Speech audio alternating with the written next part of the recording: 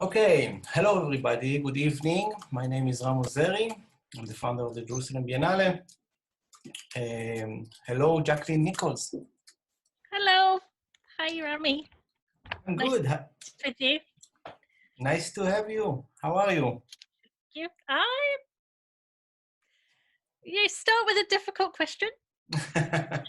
Okay, I will just say the context. The context is we're doing this series of 2020 online talks online. We're talking with artists and curators around the world to understand where they're at now and what they're doing and how the situation affect them, affect their work. We've been doing this in the last 10 days. It's getting like some kind of a momentum. We have a partner, which is the Lombard Center for Arts and Ideas at the JCC Manhattan.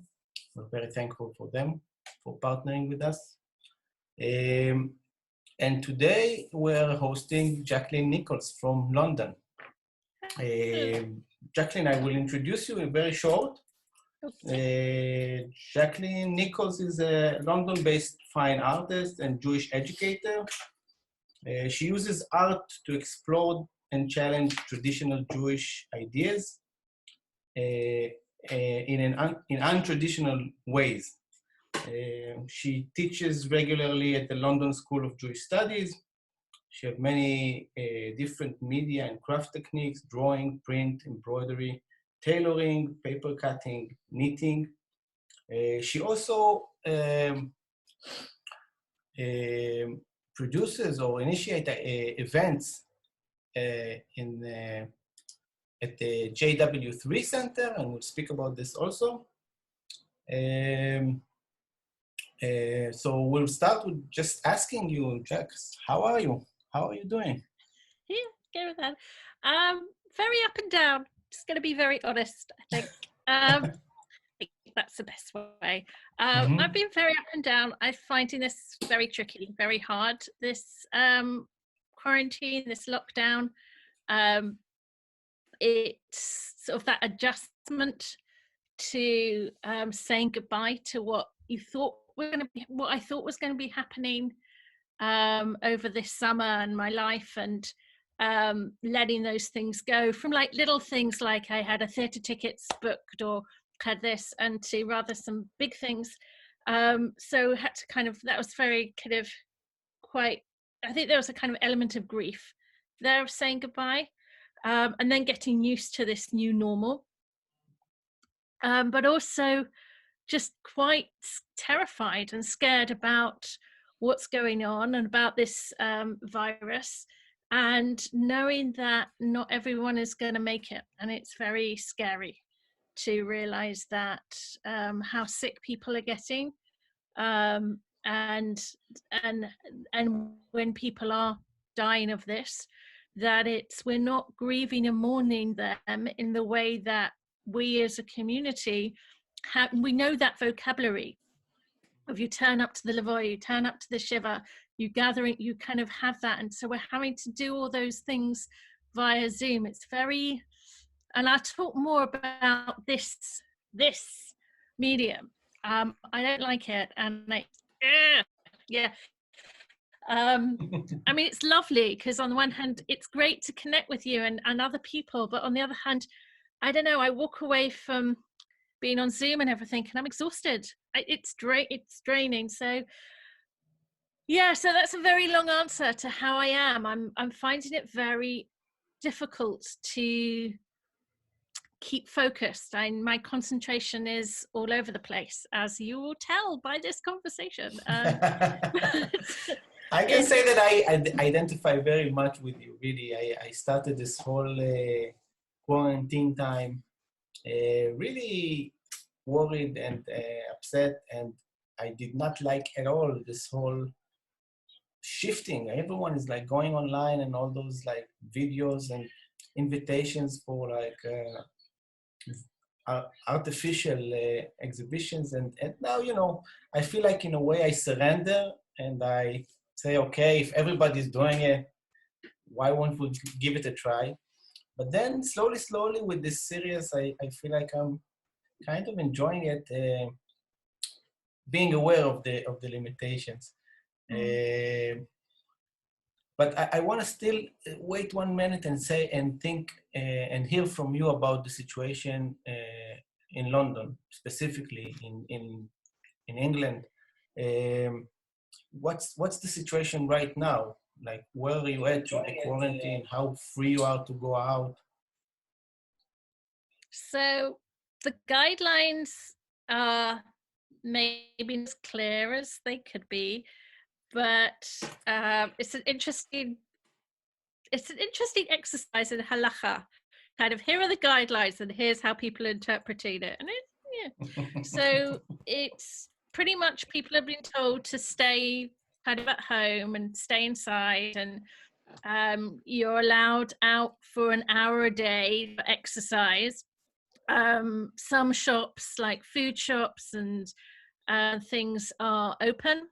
So sort of local food shops and things are open. Some and people, and a lot of closed, a lot of businesses, a lot of things are adapting, and it's this kind of rush, this kind of need to adapt. So there's like, for instance, for food, I'm sure maybe this isn't true in Israel and other countries as well, but there's kind of greengrocers to supply restaurants, are now sort of adapting, and they're now supplying the domestic, so so you can do home deliveries, and these kind of businesses that never used to kind of go for that market are now going for that market. So it's really interesting to see how businesses are adapting to the domestic, and in fact how everybody is adapting to the domestic. So you can have somebody who's like my brother's, who's an accountant, who's a financial director of a company, and he's working from home like everybody, but he's also got his kids running around and all of that. So he's kind of having to adapt to that domestic kind of family stuff. A friend and I were saying, like everyone's become women, basically. Women in a kind of previous generation where women didn't have as much full lives outside of their home. They had full lives, but everything had to happen like that in the home. And now everyone's become that. Like, we're juggling childcare with kind of our kind of a Zoom, a work meeting, with doing laundry, with kind of engaging with, kind of trying to engage with kind of culturally what's going on and read the news and keep all that. So everything's happening in these little spaces. I mean, that's a general thing. It's not just London.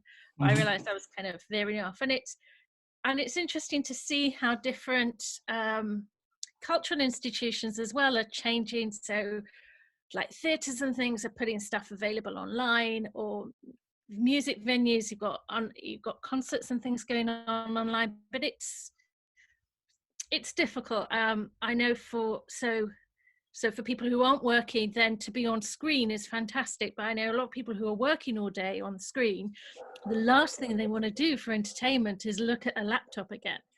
That's it's like enough. So it's quite interesting to see that adapt.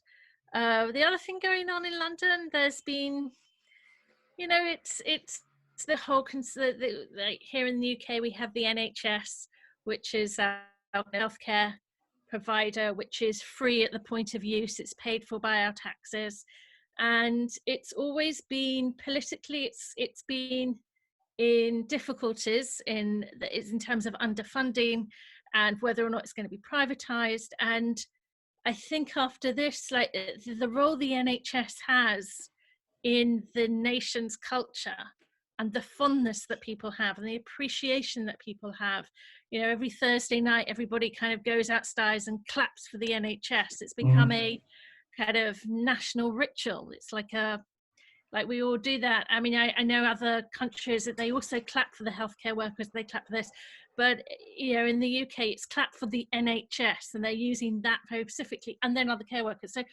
it's kind of interesting that the role that has now taken, that I think there's a huge now sense of appreciation for this whole area of our society, which was really kind of politically threatened. It has been Mm-hmm. politically threatened, Mm-hmm. and hopefully they will make the most of the crisis and really cement the funding that it needs for us. So Mm-hmm.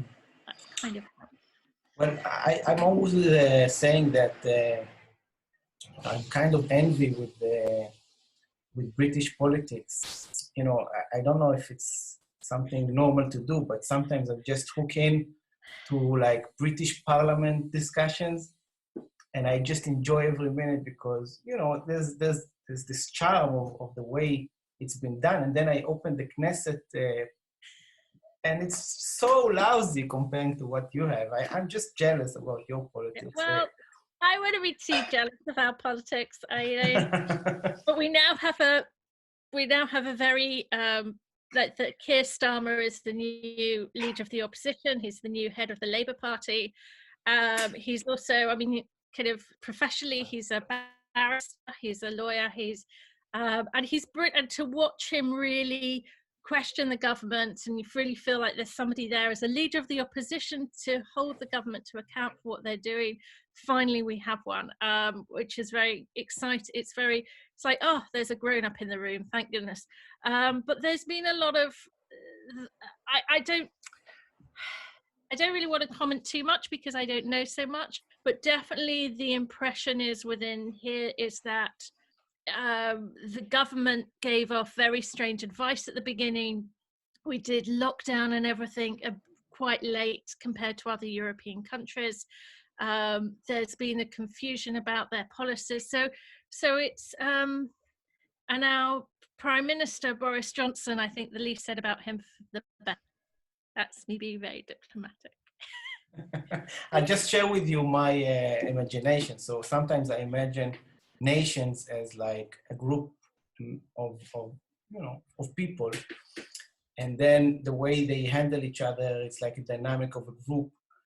And then I think one of the most interesting points in this whole global disaster was what happened in Britain. So I imagine it as someone which is quite dominant in the group and have this approach of saying, you know, I'm not scared. I'm going to look to the virus in his eyes and I'm going to beat him. I'm going to go for the herd immune strategy. And then I think people really, really got nervous when Britain withdrew and Boris Johnson was like hospitalized. I think that was a moment that people really said, okay, that's like a serious thing going on. I think, look, we're not here to discuss politics, Okay. but I would say that there was a very vocal, very like kind of criticism of how slow the government were being about announcing a lockdown. And it's almost like they were following the people, opposed to they were leading that. And maybe that's the way to do it, because actually to impose a lockdown on a population is really tricky. It's really hard. It's like cutting into people's kind of freedom of movement and all that. And you can say this is for the benefit of society, and we're staying at home because we're protecting the vulnerable. But it's still a difficult thing to kind of impose on society. So maybe that was the only way to have done it for the UK. I don't know though. I think there are other. I think we'll see. I actually do feel, and I think this will be the last thing I say about the politics of what's going on, is that we won't know for a couple of years which country got it right. We won't, because we don't know how many peaks and how many waves of this, how quickly or not, if at all, a vaccine will come. And so maybe in 5 years' time, they'll look at the overall numbers of people who were affected and people who died and feel killed by this, and there'll be that analysis then and go, actually, the country that seemed, it's so crazy what they did then, maybe they did it right. Maybe actually in the long term, it made more sense. And I think we just don't know. It just seems quite, the rhetoric though, of how people are speaking about the vulnerable is something we can take note of and be cautious about. That is what I would say. So, Okay, there we so go. That's my enough politics. Right? enough politics. Enough politics. Let's talk about art. Let's talk about. Okay, I know a bit more about that. So before we see images, and I saw some beautiful images you sent me before. Can you just tell us in general, like, how was this period of time for you as an artist? Were you able to create? Were you inspired by the situation or not? No.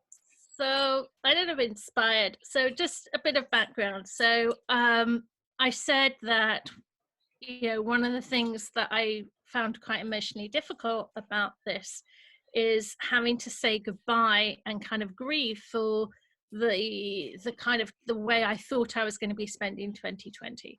And I had some really exciting things lined up, including finishing a master's in fine art from Central St. Martin's, with all the degree show and all of that kind of stuff that goes on around that. And then working on a project in Venice and with some other artists, and then also working on another project in Krakow, and then also and then a couple of other things that were kind of bubbling along. And it was going to be a very exciting summer, and I was nervous about it, but I was also really looking forward to it. And it's very hard to kind of let go of that. And so I'm still completing my master's in fine art. And the Central St. Martin's, the university, which is part of University of the Arts in London, have been fairly, it's a hard situation for universities, and I think they've been okay. They've said that when all this is over, when we get back to normal, that we will have a physical show, an exhibition of our work, but they're not going to assess us on that. But their assessment is now going to have to be online.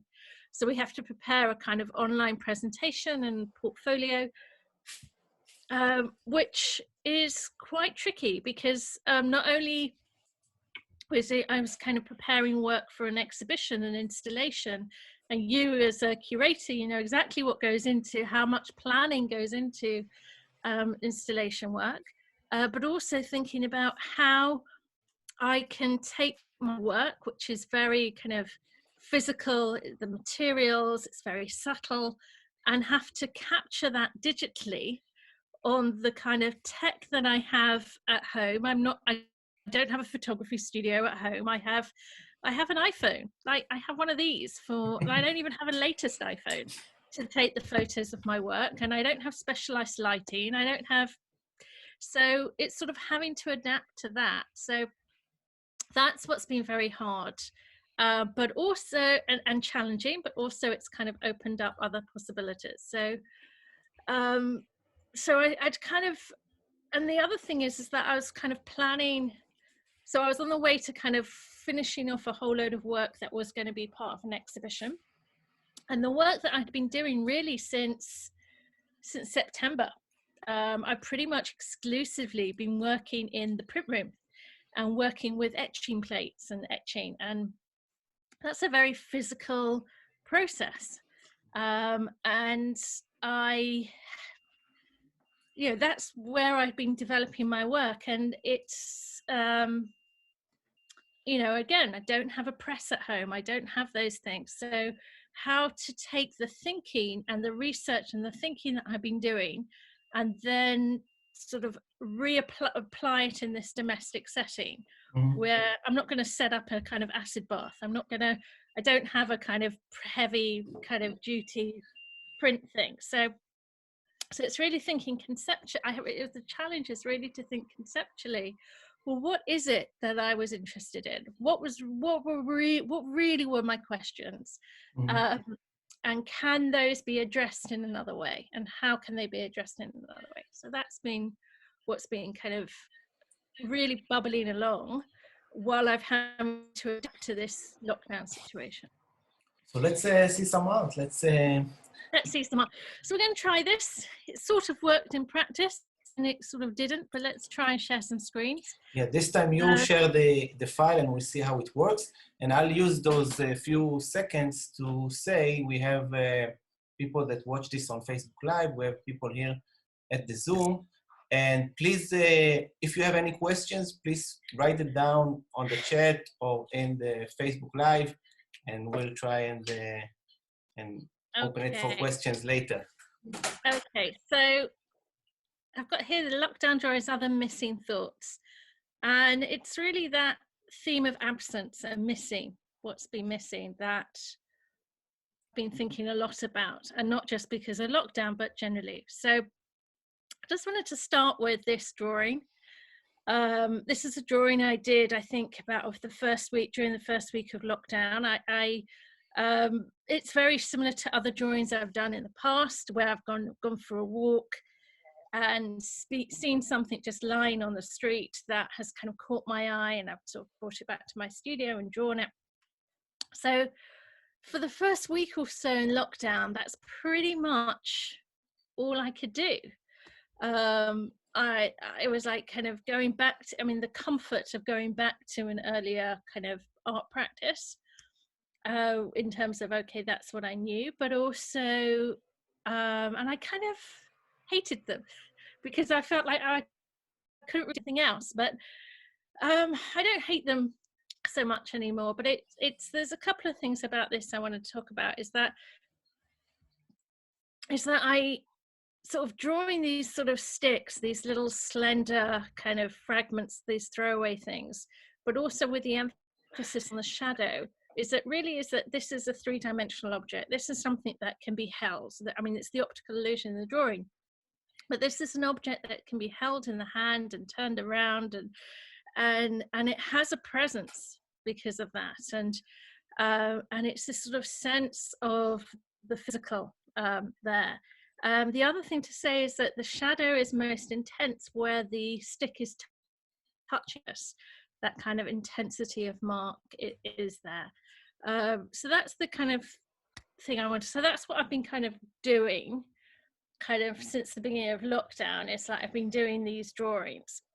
Mm-hmm. And I'm just going to go kind of take it back a bit to a project I finished in January, and these were the Daf Yomi drawings. I've been since I completed the Daf Yomi, I did the sort of 7.5 cycles of doing a page of learning a page of Gemara a day, and then doing a drawing in response. And this is the first on the on the left, the pencil drawing. That's the first drawing of the series, which is from Brachot, and then on the right is with the sort of red acrylic paint that's on a piece of white cloth thrown into the book. That's the last drawing of the series from Nida. And so this was this kind of project that I had finished in January. But is the first one is from the new circle, or from no 7 years ago? From 7 years ago. That was from 2012. Yeah. Mm-hmm.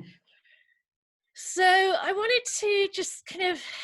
So now I've been really thinking since I finished those drawings. What had I done? Like, really, what have I done with this? I have lots of drawings, but really, what's this been about? And I realized there's quite a few things about. You can't quite see it there. You can sort of see it. That you see a bit of my notes peeking out at on the left, mm-hmm. which are the notes from Nida. So my notebooks tend to have on one side my notes from the drawing, from the learning, and the other side the drawing. And it's that conversation between my notes, the handwriting, and then the drawing on the other side. And I realized a lot of the time when I'm doing those drawings that I was really drawing kind of what wasn't on the page or what was hinted at in the page. And that kind of, a lot of that was starting my questions. This one is this woman who's kind of almost walking off the page. And I'm not going to go into the detail about what that last page of the Talmud of the Nida is about. But one thing I would say is that, so on that last page, it's sort of talking about woman bleeding. It's talking about bleeding during the day and bleeding at night in terms of the differences and her Nida status. And it's too technical to go into all of that, but it's a question of like, is it nighttime in terms of is she bleeding or not? And the first page of on Brachot is also asking, is it nighttime in terms of saying the Shema? They're saying the Shema, or is it nighttime to say the Shema? So it's interesting. The circle ends with the kind Right, of the same question right. when it starts. Well, I mean, there are other themes, but I saw that as this kind of question of nighttime, and like being able to discern when is it nighttime is either because you want to pray or because you're being aware of your body. But either way, there's a kind of sense or a need to be aware of time, and not just any time, but nighttime. And nighttime, and this is really where kind of my thinking about absence and missing is. So nighttime, we know later on in Brachot, or we learn later on in Brachot that, kind of midnight, there's no natural thing that happens at night that you can observe to go, it's midnight now. And there's a story of David where the wind kind of blows through his window. He's got some stringed instrument at the window, and that kind of is his alarm clock, wakes him up, and he starts to say Tehillim. But it's a miraculous thing to know when midnight is in the time before clocks. So nighttime is a time when there's the three stars come out, that's the beginning of night, and there's something to observe at the end of the night, but in the middle of the night there's no real sense of tracking that time. And it kind of, how does this link? Oh yes, how it links to the Gemara itself is that kind of my experience of going through Daf Yomi, and I appreciate Daf Yomi is a kind of skimming the surface, but I'm kind of aware of all the conversations that didn't quite happen on the page. And actually the Gemara itself is very fragmented. There's lots of lacunas, there's lots of missing, that not just different perspectives aren't there, but there's a sense that you're kind of sitting in a room and a conversation's happening next door. You're only getting some of the, you're not getting all, like it's a very fragmented text, not just because there are Mishnayot that we don't have the Gemaras to, so we don't have those conversations, but just the way it's put together is, I feel that for me anyway, I was constantly stumbling over the missing places. That I was constantly stumbling into these black holes where the conversation, it looked like it went somewhere and then it went back, and then it just, I found it very interesting that it's bookended by night, this sort of time where things are absent externally, so you have to go internally to kind of make sense of it, to have that awareness. I think in many ways, both of the images that you just shown are looks like projects that are very suitable for our time. Like the first one is in a way elusive. It's trying to take a two-dimensional artwork and give the illusion of a three-dimensional. And I think maybe that's one of the most challenging things that we have in our time, like to try and transfer something through the screen all the time and make it feel like you're actually seeing something. But I think the second one is even more connected, because it's one of those projects that are giving you some kind of a rhythm. It gives you like a daily rhythm. You can't stop. You just have to do every day one page. And I think, and it doesn't matter if you're home or if you're traveling or if you have like a business meeting at noon, or like every morning, or I don't know, every day you have to do one piece, and it gives you some kind of a continuous project. It's definitely a way of marking time, for sure. And it's that routine, that structure that I think definitely today people really crave or kind of need to kind of stay sane. But I also think that there's, what I wanted to say though is that it's a kind of this sense of like the Talmud isn't a book in the way that you have a book that has, books are contained, there's a beginning, there's a middle, there's an end. I mean, yes, you can have postmodern books that play with the structure of a narrative or play with a book, but books as have a unit. They have a completion. The thrill of holding a book is holding this kind of multiplicity and almost infinity contained within the covers. But the Talmud, I say it starts in brachot and it ends in nida, but that's nonsense. Like, it doesn't. Like, that's the order that has been imposed upon it, but it's not necessarily the order. And when you learn Talmud, it expects that you already know it before you have read it. Like, it's a very weird. So as I say, like, is the Talmud really a book in the way that we think about the book? In that it's not structured, it's not. There's much missing. So it's more like transcripts of right. meetings, of it's arguments. It's shuffled transcripts of a meeting where somebody's dropped the paper and somebody else has picked them up in all the wrong order or something. Like, but there's also something quite amazing about that, in that the Talmud has been, like, we're rabbinic Talmudic Jews. We're not temple Jews. We're not like the Torah. Like, we read the Torah through the lens of the Talmud, and so we can, like, this weird, messy, fragmented, full of black holes, full of things where we just have to hunker down, try to discern it ourselves. That's what's kind of been our Torah. That's what's been defining us. So I'm kind of been playing with this idea about the Talmud being this book of absence and what is a book. I'm going to move on to the next image. Oh, that's my. So this is a more recent work where I've been thinking about this Talmud as a book of absence, and this kind of playing with the formal structure of a Talmud page, where the middle bit, which is where the Talmud text would be, it doesn't have any markings on it, is not empty. Like, this middle part it's not empty, it's charged because of what's going on around it. And I'm going to talk about the process of what, because this is this is what I've been working on in the print room. These are etchings, but I've not been using ink. So these are kind of no ink etchings. So these are etching plates that left in the attic for about a week or so to really erode. And what's really interesting about etching is that the marking through absence, in that the acid bites into the metal and creates a kind of space within the metal. And normally you take the metal plate and you rub ink, and the ink takes up that space, and then the ink gets transferred through contact with the paper, with the surface, and that's what leaves you the image.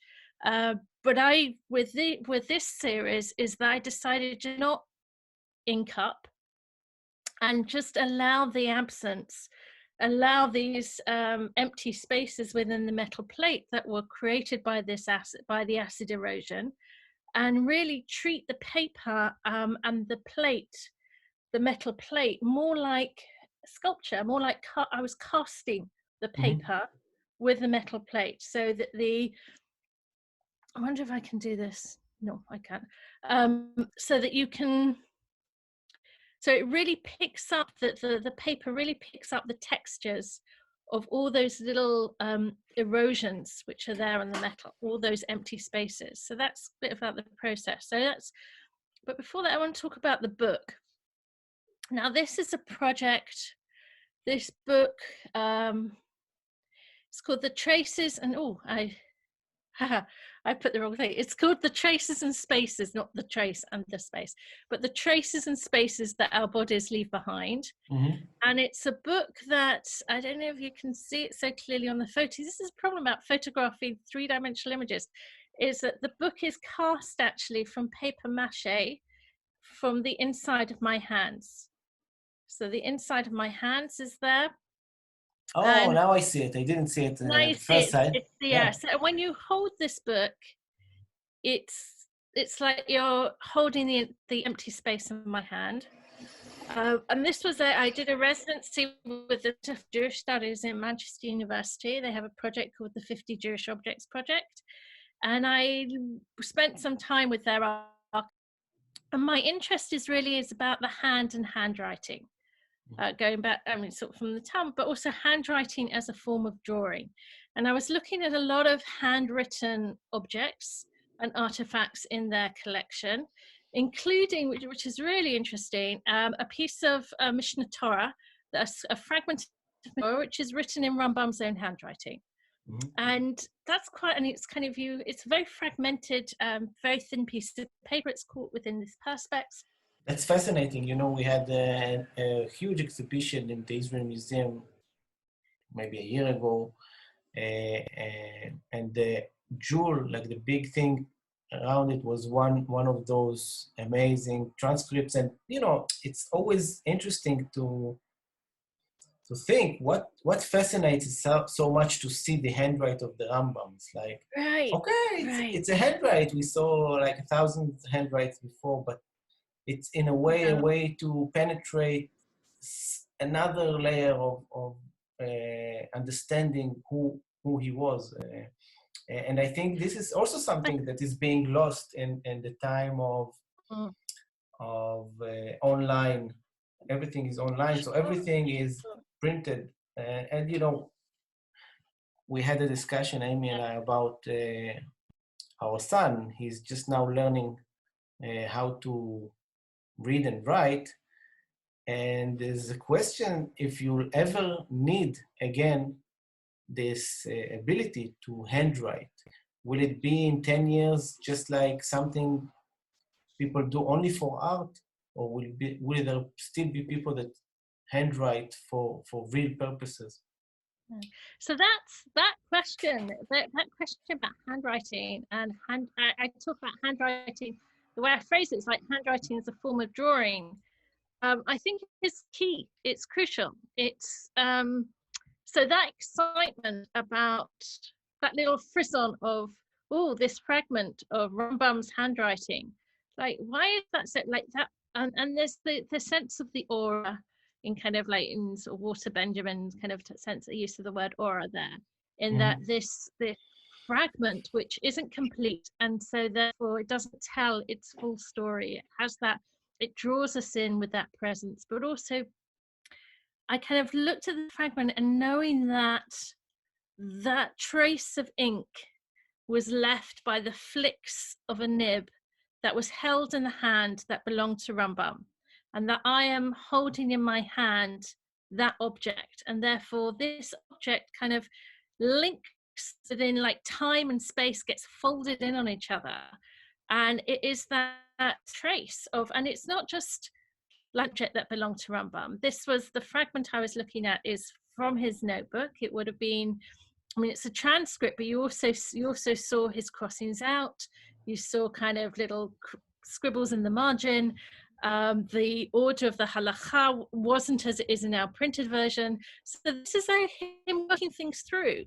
The Mishnah Torah is a composed, structured text that came from Rambam's mind. It was sort of mediated through his body in like he held the pen, and his internal thoughts had an external expression within the handwriting. The handwriting is that language made human and physical.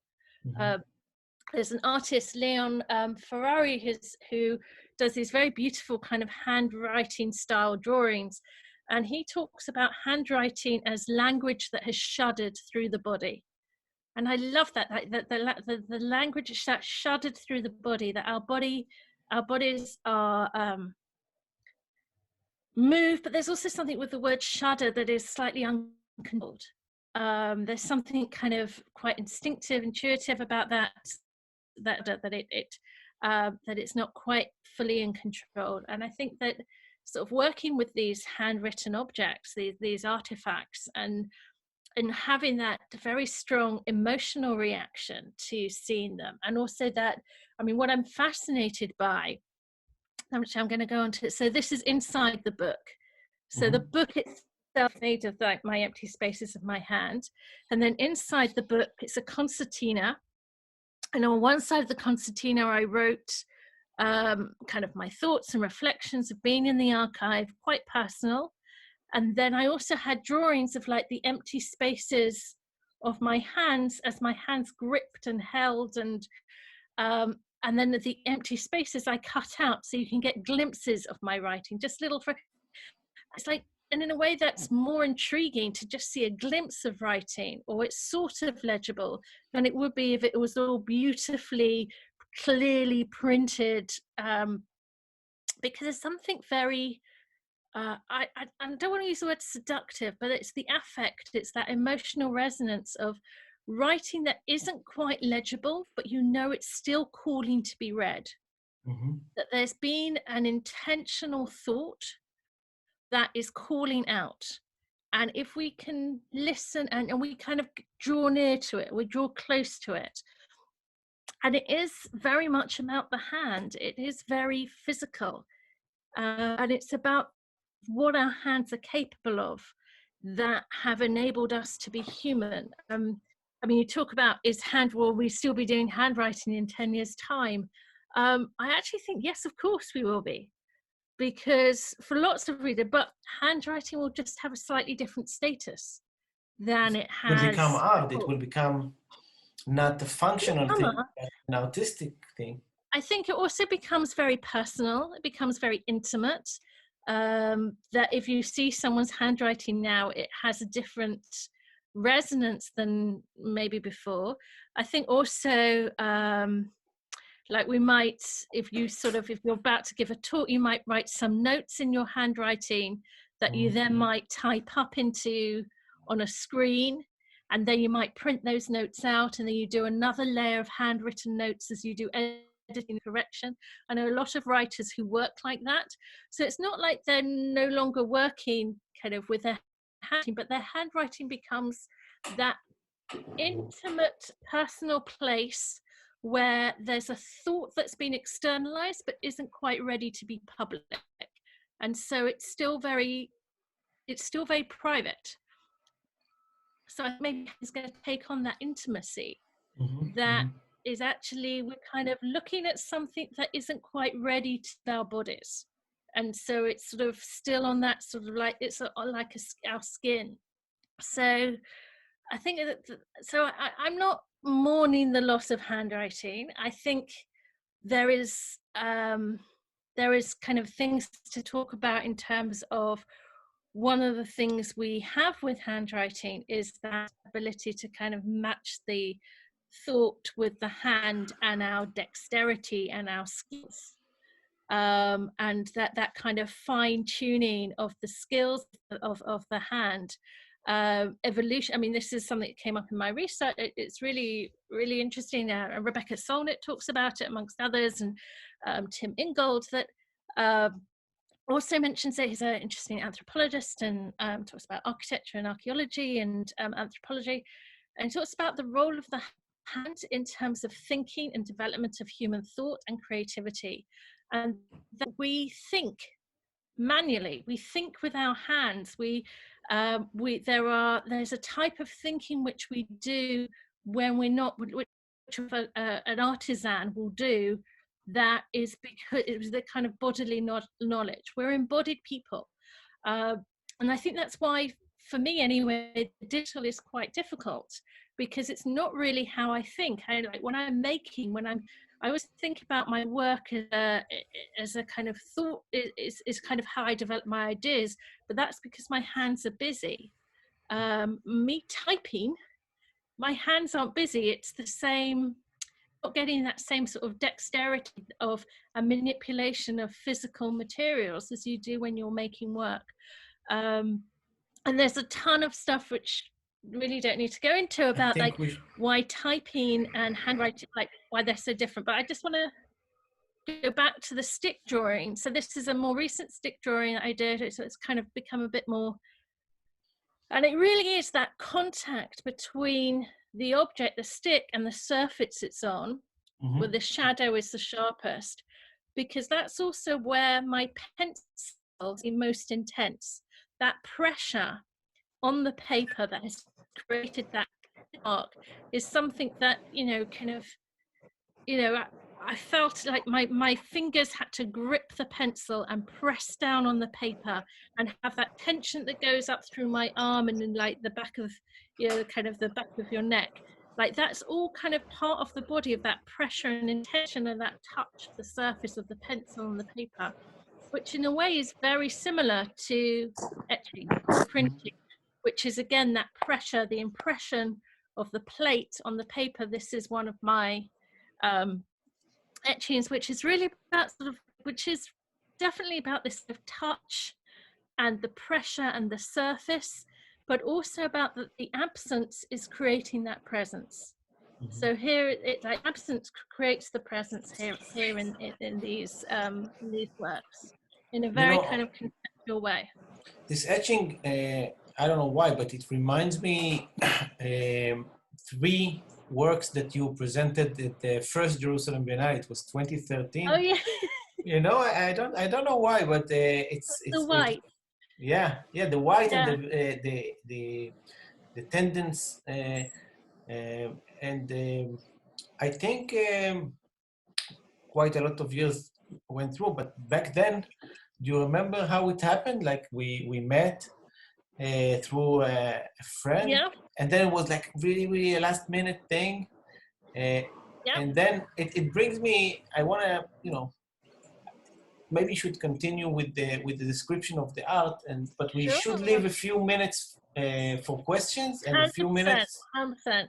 So the only thing I would just add to this is another print where I bring in a bit more of the writing back in. But one of the things that came from this, um, my time in the archive and thinking about handwriting is that it wasn't just the trace, the ink, the line that, or the potential of the line that falls to illegible that is theocratic, but also it's the spacing as well around the word. And it's this sense of the trace and the space are both indicative of the person who is writing. Mm-hmm. So, like, I may write something, and this may be quite loose, other people may be quite crammed together. We each have our own sense of spacing around these words, these trace. And this brings me to this other book and this other Talmudic idea that writing is that it talks about God writing the Torah in white fire and black fire, and that the Torah is written of white, and that writing is white fire and black fire. It's the trace and the space both have that energy, like they both have that potential, and it's that balance.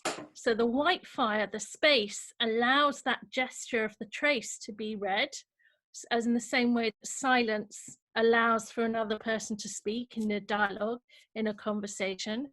But it's not empty. Like the white fire has that energy. It's not an emptiness. And again, it's another book. This is a kind of book, and it's also cast kind of between my hands. Um, and that's there. So that's kind of like the thoughts I've been thinking about handwriting is really kind of encompassing like what does it mean to be human and to engage with the world with language and have an internal sense of the world and to try and communicate that, and using, for me it's the hand. And this is a photograph I did quite recently. I've been washing my hands a lot and they didn't look like my hands anymore. And this phrase, and I took this photo and it kind of, they almost feel like a strange landscape. Mm-hmm. And so I wrote this phrase like, my hands have become a strange place, which is this kind of sentence I wrote and then disrupted with the water. So there's a lot of that kind of uneasiness about really committing to that.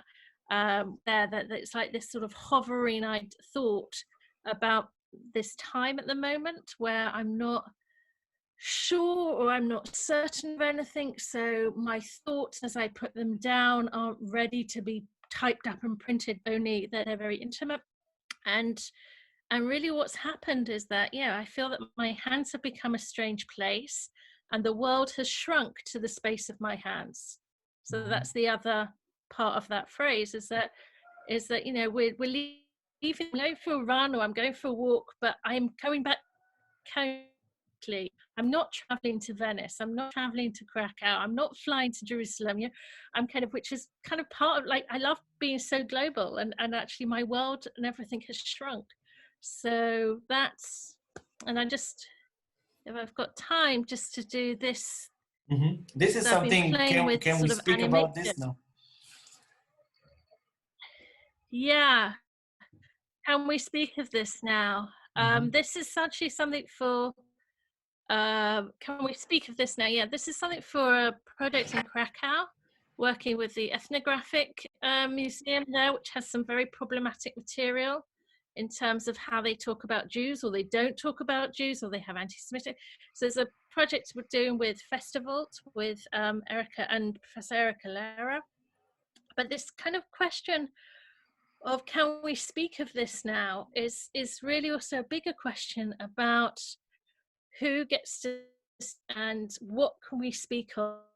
And it, I mean, it's a much bigger thing than just this, but this kind of writing of this phrase, can we speak of this now, and then emerging this we speak now, is kind of coming through. I mean, this is just, I mean, but this is, I just wanted to show you this. Really, this is an experimental piece of filmmaking.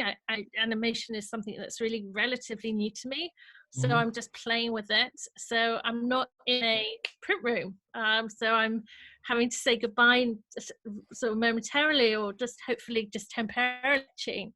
But I have an iPhone, so I will use the app and I will develop what I can. So, but the yes, question so that's what I've been up to. is an interesting question, and just like the work that you showed before, there's the sentence, there are the words, but then you do something to try and blur them, to try and erase them. So can we speak of this now refers to a specific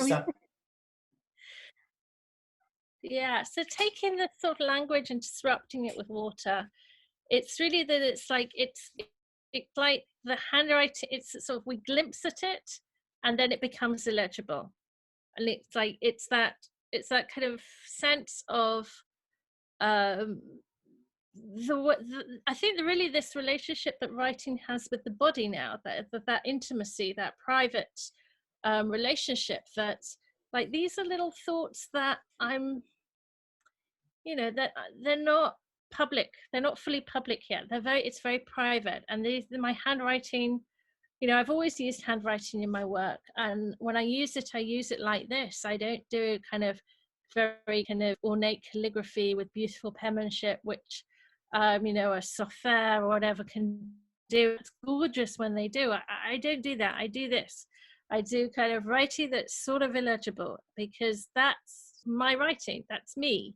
And I've done it when I quote, when I'm working with Torah text, because that taking ownership of the text, I'm taking ownership of the Gemara, I'm taking whatever. So it's going to be in my handwriting. It's me taking ownership. But also with this, it's like I'm writing, and you're not just getting a sense of what I'm writing, you're also getting a sense of the emotion of how something is written. Is it written emphatically? Is it written sketchily? Is it written slightly? Is it written tiny or big letters? It's like when a handwritten text is inscribed into type, the content of the word is transcribed, the words are transcribed, but not how it was written. And all that other information that somebody looking at this, or someone looking at a handwritten archive, or like the Rambam's handwritten kind of note in the fragment, like, you know, the fact that this is crossed out, or this is written quite quickly, or that's written with a heavy hand, or that's written very small, like those kind of little slights and diddles and scratches don't make it into the transcribed printed manuscript, and so much is missing when that happens. It reminds It's me not just what it said, it's how it said. Yeah, go on. Reminds me the generation of my father. It wasn't so long ago. Each of them had to write his own siddur, you know, and I just think that's such a spectacular thing to do. Like, if you don't have a printed version, and then once you're like old enough, you have to write your own siddur, it can be such a treasure to have this, like I would see my father's siddur when he was young, and I don't have anything like this. So in a way, we're losing something. We lost something when print we became very dominant, and now we're losing even more when everything is online and we're texting each other on the iPhone or in the computer. Things are online. Not everything is online.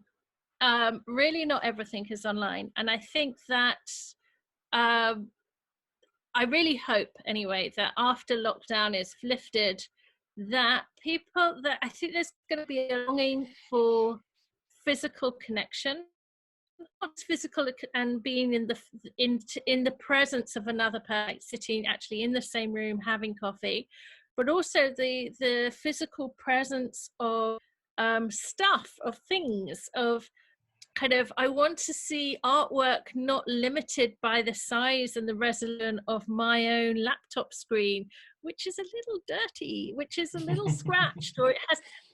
So all of the little marks, which on an object they add to the story, like the patina of time, like they add to those stories. In the digital, the physical marks are distracting because, and we're really reliant on the physicality of digital at the moment. So like, you know, the Wi-Fi is a bit glitchy, or my computer, like, and actually it's really clunky. And I think the way the digital is talked about, like the virtual world or the cloud, it's presented as this very abstract thing that is very disembodied from our physical selves. But actually it's very heavy. I mean, like the resources needed for the cloud is kind of environmentally, kind of how much energy is used for that is something which we really need to think about, or we really need to consider. Kind of like the footprint of all this kind of use of the digital. It's not virtual, it's not nothing, it has a physical presence, but we're removed from it in our language. And that bothers me, and I wonder, kind of post lockdown, post all of this, we're going to have a real appreciation for the physical world in a way that we didn't have before, because the digital seemed shiny and new and futuristic. I don't know if it's going to seem so futuristic anymore. I'm leaving that as a question. It seems like that's the present now, but I feel also, I think I share the notion that it becomes almost unbearable to have everything inside the square of your computer, and people will be longing and probably trying to achieve like direct touch to real things, to real objects, to real relationships. And actually, one thing that we kind of came up in the last conversations is that maybe this is time for people to buy art, because we spend more time at home. We're always in our computer. Maybe we will be visiting galleries and museums less than we used to. Maybe that's the time to really invest in buying, in purchasing something that will be with you as an art work. I hope so. As an artist who makes things, that would be nice. I do feel that there's also like another sense of this is craft in general. Like people are doing all sorts of handicrafts in their house. And people are making things. People are making clothes for medical workers. Yeah, they're making scrubs, they're making scrub bags, masks and things, and sending it to the, and like all this. I mean, I'm doing it with a bunch of friends, and the art school is also promoting people to do this. And in a way, it's kind of crazy. You kind of hope that the government are able to properly provide proper protection for the medical staff. But other than these handmade skills, and people are like writing little messages in there or sewing the little things. And I think this kind of sense of an object, a thing is made with thought, with intention, and it can be well made, and what that really means to have that. And I think there's a ton about our life that is going to, I think, change. And I think our relationship to clothing and fashion, as well as travel. Like, I don't think we're going to be quite as disposable with things in the way that we used to. I think this is a bit of a wake-up call. Mm-hmm. And so it leads to maybe the last questions for tonight. What would be the effect on the contemporary art world? So you just mentioned before you were supposed to be traveling to Krakow and to Jerusalem and to Venice and to be engaged in all those artistic projects. I think it will be back very, very soon. What do you think? I don't know. I don't know that. I really don't know, like, how soon or not things will happen. I don't know how this affect the art buy in public. So the kind of the art markets that are used to relying on people kind of with their bonuses, spending their bonus on contemporary art. I don't know. I think the kind of the commercial galleries are it's going to be really tough. It's going to be now's a really bad time, actually, I think, in some ways, to be an artist. But maybe people want to buy more art for their homes, and that's a type of art which will fulfill that. But I wish I had a crystal ball to say this is where the contemporary art world will be going.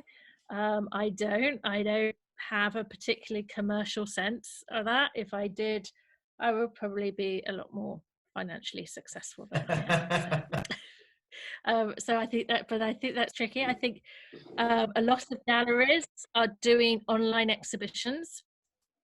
We're as my degree show, we're going to have a physical show when it's safe to, and in the meantime we're also going to have an online show. And I think that will really affect the type of work that gets seen, that will get promoted, that will become something. And I think that's very difficult. One thing I will mention, and it's something that I can't remember the name of the artist who initiated it. It's on Instagram, where artists are pledging to they're putting up work of art, I think maximum £200, and then once an artist has sold like £1,000 work, they will promise to buy somebody else's work. Mm-hmm. Of 200, they would spend £200. So I think we're seeing already in the art world, amongst artists and art practitioners, really interesting calls of support that isn't so reliant on that model of the patron and the artist, but rather the artists forming collectives and supporting each other. And I think we've seen that a lot, and we're going to be seeing a lot more of that. And I think that's a really optimistic thing that and I know my the other students, is that we're talking about how can we support each other in our art practice, in terms of professionally and also financially. Well, that's quite optimistic, Hopefully, and I like the idea so much about like the art. I came out with something optimistic. So we're talking more than an hour beyond our supposed framework, but if you still have like a bit of time, should we open it up and try and get some questions? Sure, if anyone has any questions or comments. Okay, so everyone... The internet, by the way, is going a bit funny. I can't quite hear you. So maybe put it in the chat, type it in the chat if there's a question. Yeah, please write me, and I will take the opportunity to already say thank you so much for doing this and taking the time and sharing with us your art and your thoughts. Can you put us on email lists of when there are exhibits online? Did you hear the question? The request? Yes, about an email. I don't have an email list. I really should get one, shouldn't I? The best thing to do is to follow me on Instagram, which is just Jacqueline. It's at Jacqueline Nicholls, and follow me on Instagram, and you'll see whatever I'm doing through there. I don't have an email list. I should get. Okay, thank you. But I'm sure you can follow on your page on Instagram or yeah. Yeah, Instagram. Use Oh, that somebody platform. asked a question about the artist who talked about languages shudder, writing in language that shuddered through the body. That was Leon Ferrari. Okay. I have a question. Can I ask? Yeah, please present yourself sure. and ask. I'm Rena Bannett in Jerusalem, and I don't know if I heard you correctly or if this was what you were referring to. Hi, Jacqueline. This has been a lovely talk. Thank you so much. You're very well. Thank you for joining us. It's incredible again. The stick art, you mentioned that the shadow, which is obviously the case, is strongest when it's closest to the paper. But you used the word contact, which is a trigger word these days. And I was wondering if it was because we're so socially distanced and contact is a big deal. I was wondering whether you had made that connection and that's why you were using it. That was one piece of the question. And the other is, in the last piece you showed, using digital means to create writing is very interesting. There have been, I don't know if you saw them, but there were very interesting halachic questions going back and forth because of all the Zoom minyanim, and whether you could apply that, Yisachar Katz, whether you could apply digital writing as real writing, which to me is the antithesis of what we should be doing with halakha. And I was wondering whether you discussed that in yourself when you were doing these two things. I hadn't thought about how Yisachar Katz, what his deal with the Zoom, in terms of that digital. I think that's something different to do with the voice. No. I do apologize. My internet connection, I think, is a bit hazy, so I might not have quite caught your question. But you've asked about my use of the word contact, and the contact that the stick is having with the surface is like the most intense point of the shadow. And it's like that's where my pencil made the deepest impression in the drawing in terms of how much I needed to press down. I kind of joked that I was going to talk about haptic, and I hadn't actually mentioned the word, although I've been talking continuously about touch, and that and what I find really interesting about the way our bodies work with the sense of touch and our fingers, that in order for us to get a touch, we need to be able to do two things. And maybe you can do this wherever you are. You put your foot, you have to have a pressure. You have to put pressure onto whatever is you're feeling. And you also have to move. You have to move your finger. You have to get, like, touch is not just, there's also a movement there. And there's that sense of time and space that goes into that sense of touch. And I think that we engage with the world in this physical, tactile, contact way. And the digital is sight and sound. And there is haptic technologies, but they don't even come close to the sophistication technology we have in our fingertips. And that is what's really interesting. And there's stuff to say about typing. And the other thing I would say about typing is it's a point that Heidegger makes, actually. He doesn't like type, he likes handwriting. So Heidegger talked about type, that it's the same movement that each finger makes in contact with the key and combines different letters. There's no individual movement for each letter the way there is as if you're writing. When you're writing, you're making slight little adjustments for each particular letter. It each has its own individual movement, unlike type. And in terms of whether it can digital writing the category of Ketubah, in terms of Sefer, I think there's something very beautiful. The idea that a Sefer Torah is not just the words that were written and the spaces, the white fire and the black fire, but it's also the intention of the writer. And it's there on the page, is part of a sacred object. And I think that's not something to be dismissed too quickly. I think that's something very profound that there is a human intention that is part of what makes it sacred. Does that help? Does that answer? I don't know if I addressed all your question. Reva, are you still with us? Raina? Like Raina. somebody muted me. Somebody muted. I keep That'll be getting Rami. muted, and I can't actually. You could see me too, but the video's off. But the you did definitely answer some of it. I just think this is a very, there's a lot of depth to these questions, and I really appreciate your work. Thank you. Thank you. Thank you. Thank you. If there's any other questions, I could talk. I have a question for you. can you present yourself? No, me. Ah, sorry, I was hearing and didn't see. Okay, yeah. Okay, I have a question for you. Okay. So, Jerusalem Biennale, you've been planning them for however many years.